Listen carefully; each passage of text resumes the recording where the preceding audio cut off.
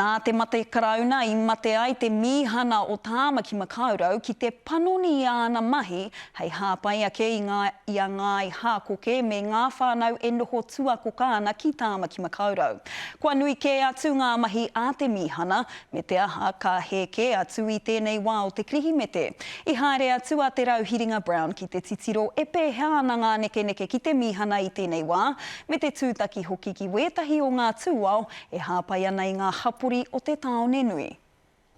Ko ngā tūao te manawa taki o te hapuri I te wā o te krihimete. There's a lot of people that lost their jobs and people that they need a little bit more support. It's overwhelming to see them smile and to be really happy about their kai and about their presence. At least you know you've done something good to help other people besides yourself.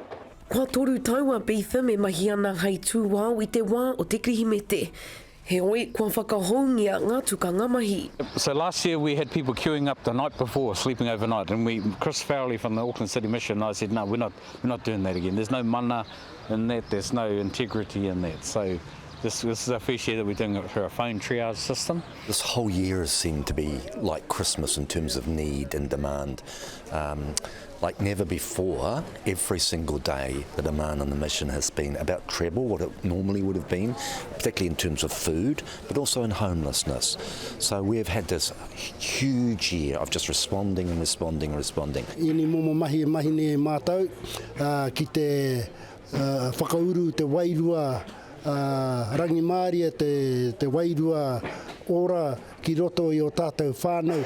Ai te tūwhiratanga o te pai tono I whiwhi I a rātau e whā te kaumarua mano, ngā tono. Aha kua tā rātau whakapeto ngoi ki te whakautu I ngā tono I ōpuru katoa ngā waia. It does mean that whānau have to keep trying to phone through and there's been some frustration to be honest about that.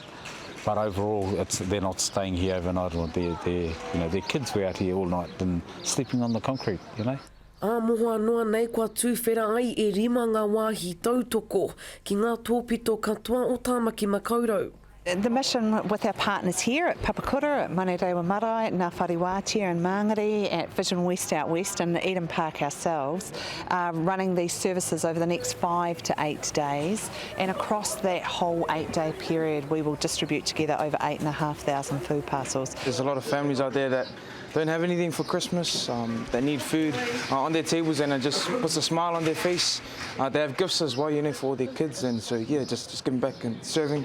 Amo hiake te ora o te iwi, ko ia te aronga nui mo e nei ringa raupā ki Papakura Marae, te Rauhiringa Brown, te karere.